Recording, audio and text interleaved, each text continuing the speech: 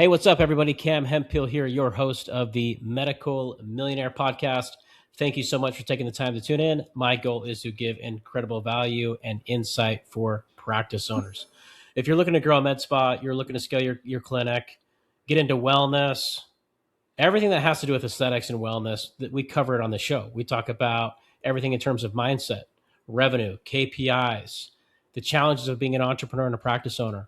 So today I have an incredible guest on. She's out of Beverly Hills, Dr.Rahi. She's double board certified. She specializes in integrated wellness, aesthetics. We were just talking offline, and she's has a tremendous insight when it comes to peptides and GLP-1s and everything that she's helping for her patients really to experience longevity, health on the outside, the inside. And so I'll let you learn more about her, but I want to welcome Dr. Rahi to the show. Thank you so much for joining. Thank you for having me. You're so welcome. I know you're in a very cool place in the world, Beverly Hills, Rodeo Drive. Tell us about you. Tell us about your practice, origin story, all the cool stuff, all the fun stuff. All right. Well, I was born in Iran, and my parents and I left in 89. There was another war happening at the time. It was the Iran-Iraq War. And so we left for a better future. And at the time, obviously, I'm sure a lot of people know, women had no rights there whatsoever. And so we left, and my parents and I, we moved to Canada.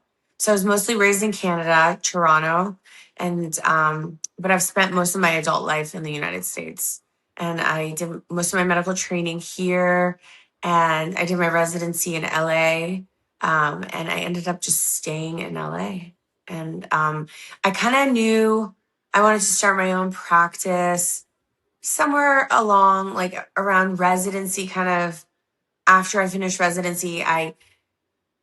When I was in residency, I was really confused. I wasn't sure, where I was going to go with my career, because the way it was going didn't make a lot of sense to me. I understood that a lot of the traditional ways that we were being taught was focused really on disease care and, treating patients once they had already become sick. And I was really interested in prevention and wellness, and which is not taught to us in med school or residency, at least at the time. I know things have shifted since. And so I did my own research, and I decided that I did want to start some sort of my own private practice. I wasn't sure exactly how, because again, that's not really taught to us. And then I did a fellowship in integrative medicine, and that was really how I sort of really made that firm decision that I was going to start my own private practice. It was a long journey. And then through there, it evolved over time, because I've always liked procedures. I like working with my hands, and I've always liked aesthetics. So I kind of combined things that I was good at, things that I liked, with, the integrative wellness.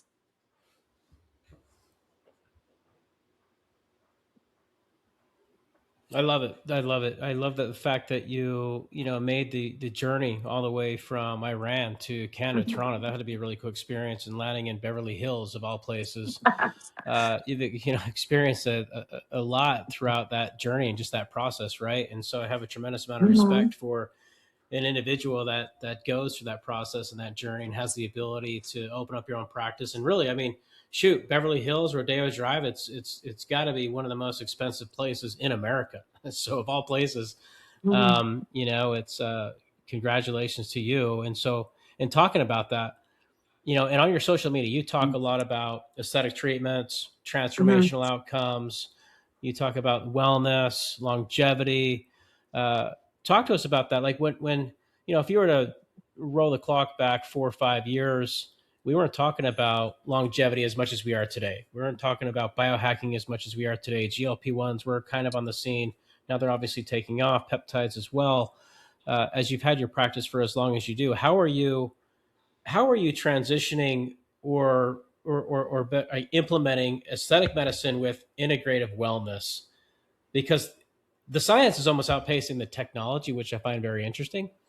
But as this industry moves so fast, how are you going through those transitional changes?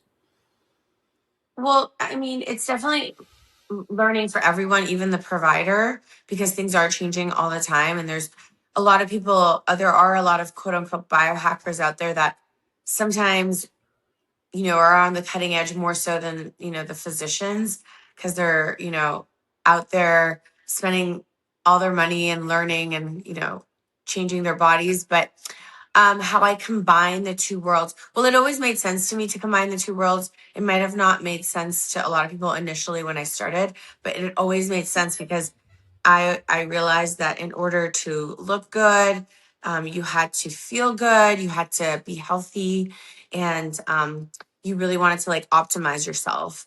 And so the when a patient comes to me, it's like a very comprehensive intake. So it's not just, they're coming to me for an aesthetic treatment, but I'll really understand their medical history and not just like, give them a simple aesthetic treatment, but also recommend other things that could be integrated, like supplements or diet changes, lifestyle, and all of that together is really how you fuse the two worlds of the integrative and aesthetics.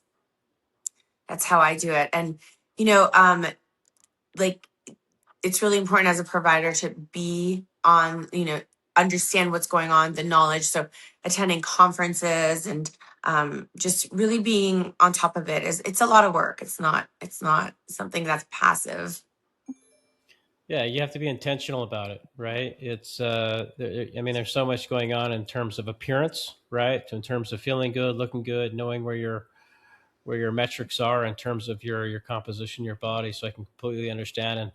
And then of course there's the business aspect, right? So it's like, to me, like, I have so much respect for providers because I truly think it's such an impressive role. I truly am inspired by all providers. For one, I feel like you're consistently giving back to the community, helping individuals achieve really consistent growth, right? Consistent growth in themselves, and really give them this confidence that they're seeking.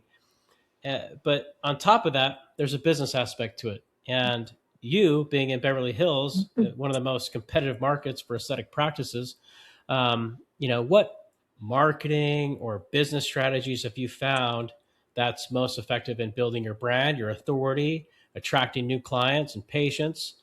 Mhm. Because look, there's so many practices out there. There's options. There's providers. What have you done that has really helped you stand out to attract the patients and really keep them as clients forever? Well, definitely when I started my practice in 2017 and now it's 2026. So that's kind of crazy. But it's changed a lot, the aesthetics community. There are a lot more clinics and providers. So how I've really done it, I think from the beginning, I've always used social media as a tool of marketing. It's Mhm. always been something that I valued for marketing. And um, Instagram is probably one of the top uh, tools that I use, but then a little bit of TikTok, a little bit of YouTube, and then a good website as well with SEO. But I'd say the top things are Instagram, social media, and word of mouth is always very important. I think I think word of mouth is one of the most important things. And I've dabbled here and there with advertising. I find that can be very tricky, like Google ads, Facebook ads, Instagram ads. They can be a little bit trickier in my opinion. It's really more the organic sort of like word of mouth, that's valuable. If a patient trusts you, they refer their friends, and that's, I think, the most powerful. And then I'd say Instagram, social media, and then followed by other forms of advertising. I would agree. I think it depends on the market, right? So for you being in Beverly Hills, there's plastic surgery like taking place all the time. There's surgeons all over, and they have the ability. Look, their practices potentially are making more revenue. They're higher ticket items. Maybe they've been there for a long Mm. period of time. Expensive rhinoplasties, expensive breast augmentation. Hmm. If you have a surgical practice out there that has a bolt-on med spa, they have their revenues 10, 20 million. They have the ability to spend a tremendous amount of money for Google ads, paid ads, and can take a tremendous amount of that market share. So the fact that you have tapped into organic social, you have tapped Hmm. into organic SEO, you value word of mouth. Obviously, your patients love you, respect you. They see you as authority. They tell their friends and family. And so, for the audience, guys, what I'm trying to say and what she's saying is it doesn't matter what market you're in.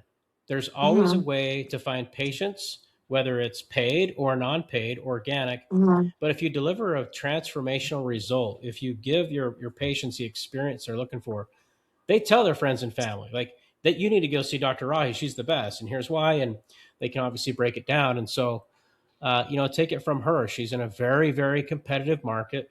She's done an incredible job on social media. You have a beautiful website, by the way. Oh, thank you. Yeah, and tons of followers, 63,000 followers on Instagram. Engagement's really strong. So super powerful. I really embrace the fact that you have mentioned that. And for other practice owners out there, it's a tool that I would never undervalue. Yeah, So exactly. let's pivot for a second and talk about innovation of treatments, right? So Hmm. I know that we were talking offline. You talked a lot about peptide therapy. I know I saw some of your stuff on stem cell therapy, integrated hormone protocols. Buzzword topics right now. So, what role do you see these advanced therapies playing in the future of aesthetics and preventative medicine? Definitely a bigger role for sure. When I started looking into peptide therapy, it was around maybe like it was definitely before COVID. Mm, And since then, I mean, the past few years have boomed with peptide therapy. Now everybody's talking about peptide therapy. Everybody, everybody, everybody. And when I started first learning about it, nobody was talking about it. I would ask other doctors about it because I couldn't find enough resources to learn. And there weren't any doctors in my circle that knew anything about it. There were very limited people that I could find that could, kind of give me the education that I needed. Um, but now it's changed so much. It's everyone's talking about peptide therapy. Everyone's on peptides. Probably a lot of people are overdoing it or not knowing what they're doing, but everyone's on them. And that's the thing, it's like not regulated, and a lot of people are getting it, just randomly buying it online, self injecting it. And that's mm, a problem because no matter what, they're here to stay because they work and they're effective and people feel good when they're on them. But, if the medical community is going to resist, which I've realized there's a lot of providers that resist it, it's going to create a problem because the patients are getting it anyways. So that's evolving rapidly, peptides. And the same goes for exosomes, stem cells, and other regenerative therapies. A lot of people are kind of leaning away from some of the traditional aesthetic stuff. I mean, like filler will always be there and there's always a role for filler, but it's maybe not as aggressive as what used to be. People used to like solve every problem with filler, but now it's, filler when it's needed. And then,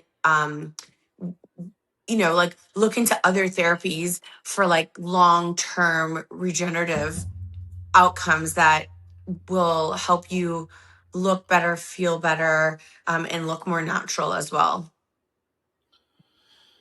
Yes, I think like the old notion filler solved every problem. Maybe that was just a training. Maybe it was just it just wasn't advanced as where we are today. And that's why I go back to say I think that the science is outpacing the tech, because if you were like 2 years ago, filler was a place for everything. And I Yeah. think we're now experiencing some of the results of that, right? And I really love what you said about peptide therapy. How people think that they can just go online, order it, shows up. They don't know how to reconstitute it. They don't know how to cycle it. And really, where's it coming from, right? So Hmm. uh, chances are it could be coming from a research lab. Who knows what the third party testing results are? I'm a big fan, and I support your mission which is truly seeing a provider. I'm a big believer in seeing a provider, somebody that's actually has a clinical background, puts patient first. And a patient comes in and says, "I'm curious about peptides. I see about it all on the internet, but look, for the audience, encourage your patients to come in, get some blood work done. Mm-hmm. Figure out a regimen for them that makes sense for them.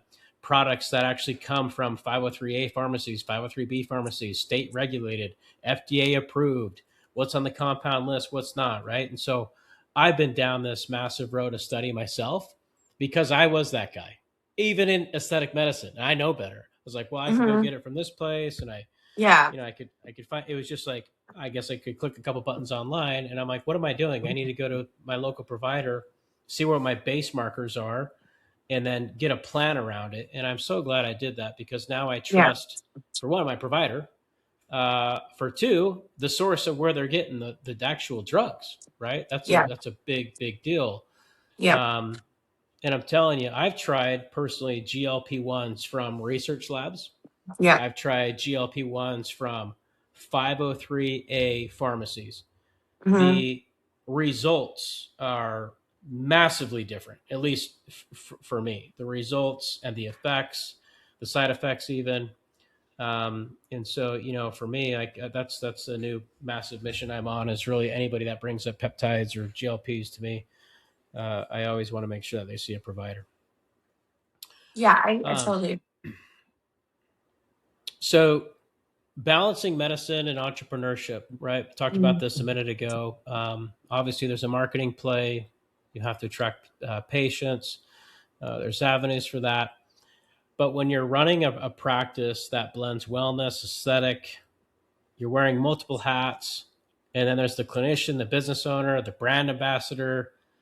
How do you balance that, right? So, what systems or support teams? Mhm.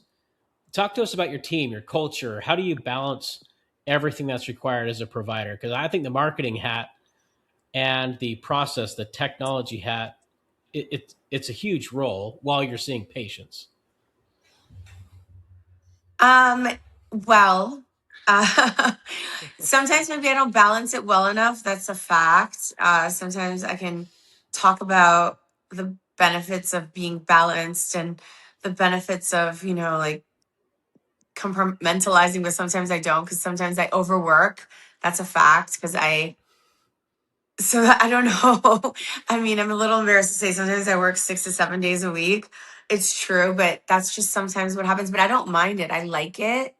Mm-hmm. I enjoy it. I feel that it's running a business is almost like raising a child. I don't have any kids yet, but it almost feels like it because it starts little and then it grows and then it grows and you have to tend to it and make sure it's okay and really take care of it and nourish it and all those good things. So um, I guess being in the wellness industry, I really do focus on making sure that I'm as healthy as possible. So, taking care of my health is really important.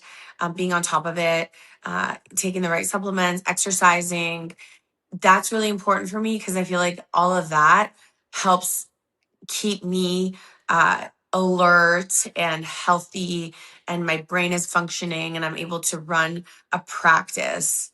Because I do talk to patients every day. I do a lot of hormone therapy too.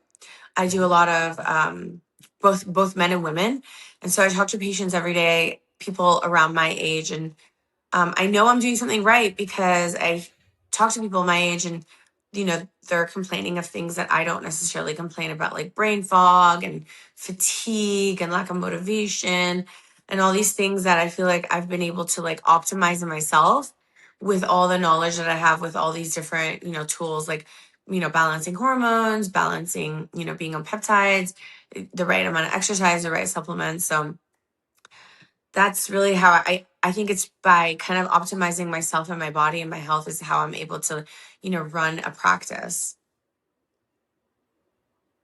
I love that. You have to be the walking result of yourself in order to give the pace and the results you're looking for, right? And so Yes. optimize your body, optimize your mind. So for the audience, guys, Mhm. I mean, just to double click on what she said, I'm a true believer in that. You have to show up for yourself first in order to deliver an exceptional result for your patients and for your practice and for your team. Yes, I agree. It's 100%. I mean, it's, look, if you're not waking up early, getting good amount of sleep, being physically fit, hitting the gym, going through all the morning routine stuff to gear up for your day and show up alert, show up ready to go, know how to take peptides, not just self inject them on the fly. And I think also maintaining a really nice eating habits, right? So nutritional plan is also key as well. It's hard, it's hard being a practice owner. I've been to so many practices. I work with so many providers, and especially one that sees patients consistently, you're on your feet. Mhm. Like it's a hard work day, right? Mhm. You're having tons of conversations throughout the day, Yeah. and I mean, then you have to chart, right? And then they have to check out. Like it's a whole thing. And then, by the way, post on social media.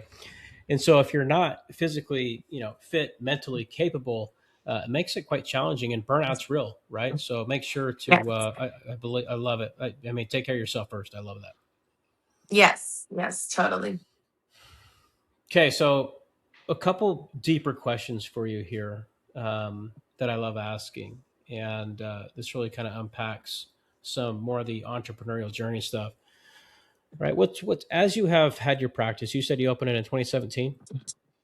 Yeah, but it's changed so much since then. And it's like, I feel like what I opened in 2017 is not what I have today. But yes, I hope 2017. so. Yeah, in Yeah. 2017. I mean, you're going on almost 10 years, right? So I growing that know baby, that's like you said. scary. But it doesn't feel like it's been 10 years, honestly. It feels like every year it just feels like a different practice. I don't know how to explain it. It's just I don't know how to explain it. It really does feel like a different practice every year because it's I change it so much and I've changed so much. Hmm.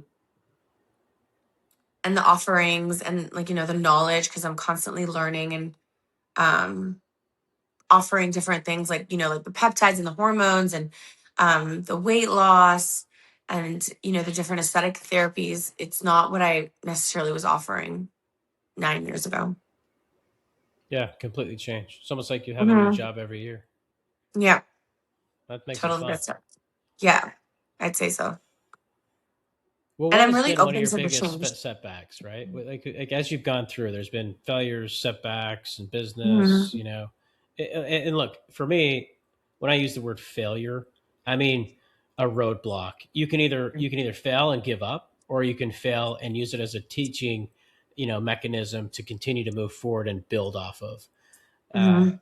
for the entrepreneurs that have the discipline and capability to stay on the train as long as you have, we all go through setbacks, failures. Oh, I shouldn't have signed that deal. I shouldn't have, hired this individual. Maybe we all go through that. You have to in order to learn and advance. What have you done that has helped you uh, Mhm. achieve success from going through setbacks?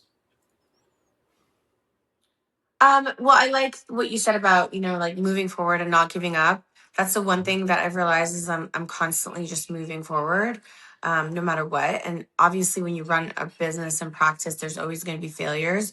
And that's something that I've realized there's, you just keep going because there's gonna be different types of failures, like um different interactions with maybe an employee or, you know, um different services that you thought you wanted to offer but that didn't work out or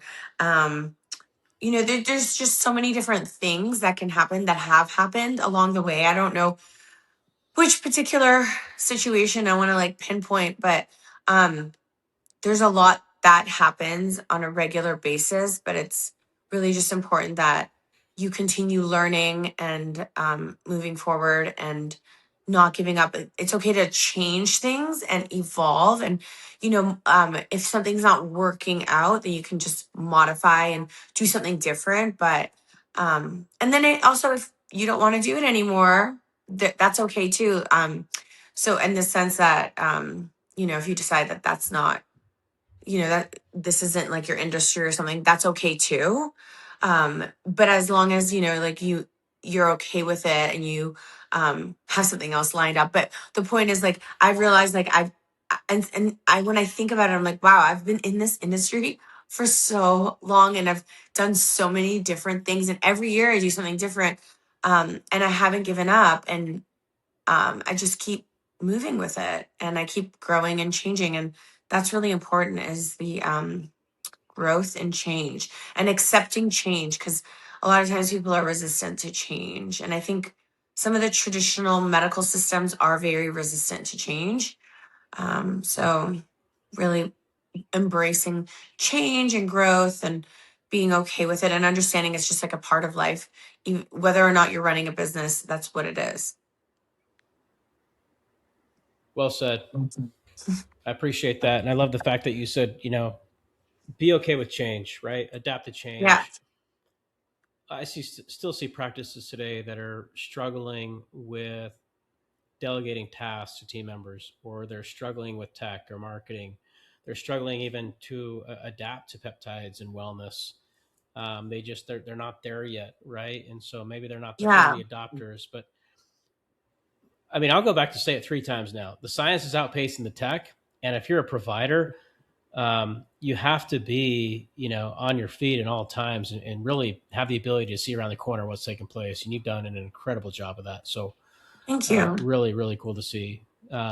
If you could go back though, right? So if you could go back to your younger self and you're starting a practice, Yeah. what is one piece of advice about business or entrepreneurship that you could give yourself some advice on? What would that be?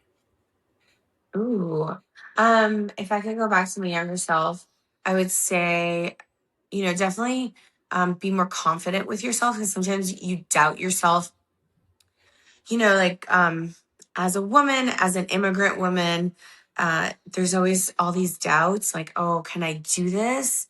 Am I able to actually make this happen? This is what I want, but can it actually work? And I think, like, I wish I could kind of remove those doubts from my mind and create more confidence, because I think that would have been a little bit more helpful. But, it's easier to say, but that's those are, I think, when I was starting out, that was my biggest fear. Like, I'm just some random girl who, like, moved to the United States. I actually moved here by myself. Oh my I goodness. moved, yeah, it was, that was really hard, because now that there's all this stuff happening with all the immigration situation in the United States, I'm like, wow, I can't believe I moved here by myself. That is so hard. Oh There's boy. not a lot of people that move to a country by themselves. And I am really proud of that. And I it's kind of shocking when I think about it. Like, what was I like? I was in my 20s and I'm like, okay, let me just move to a different country on my own and go through the one of the most complicated immigration processes in the world and kind of be successful at it. And now that I'm seeing all of these things in the news about people, like, just not able to figure out their immigration situations, and it's like horrendous and it's awful what's happening. And I'm like, wow, I was able to, like, really figure it out and do it, like, step by step, meticulously. Like, that is an achievement that, like, very few people are able to do. So I'm really proud of myself for that. But I guess at the time, I didn't realize what a big achievement that was. And I didn't realize that I was able, like, if I was able to do that as a single immigrant woman, so then I should have been more confident in myself as, starting a practice on my own. But I was kind of, like, insecure, like, oh, am I, like, the right person? I'm a woman. I'm a girl. I didn't even think of myself as a woman. I'm a girl, and I don't really have any family here. Like, how am I supposed to start this on my? I did it anyways, but there was, like, doubts in my mind. Yeah. I love your take on that. I think goals and missions are interesting. Because we almost, like for you, I can tell you're very disciplined. You can't be disciplined and go, through that process you did, from coming to America as a young female by yourself, and then going through med school. and then opening up a practice in Beverly Hills. And it's like almost like you put a goal out there and you just go through the notions for entrepreneurs, for type A, for people that are, let's call it go getters.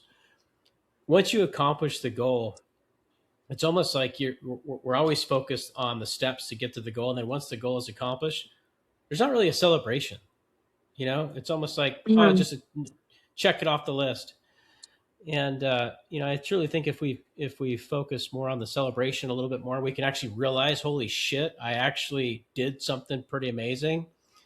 And for people like you and I who have humility and we're humble, maybe it's hard for us to give that reward to ourselves, Mhm. you know. But I think Yeah. if you do that, it actually does help your confidence because you can say, I did accomplish that. Of course, I can go open up an aesthetics practice in Beverly Hills. Hello. Yeah. you know, I know. Yeah, I it's should have crazy. had more of that. I mean, I had the confidence. There was obviously like that's how I opened the practice, was knowing that I Right. could do it. But then Yep. there was always the doubt, like, there was no The what support ifs. system. Like if I was to fail, there was nobody to back me up. And I knew that. That was a fact. Because it was just, me doing it. So Well, that's a big reason to prevail, right?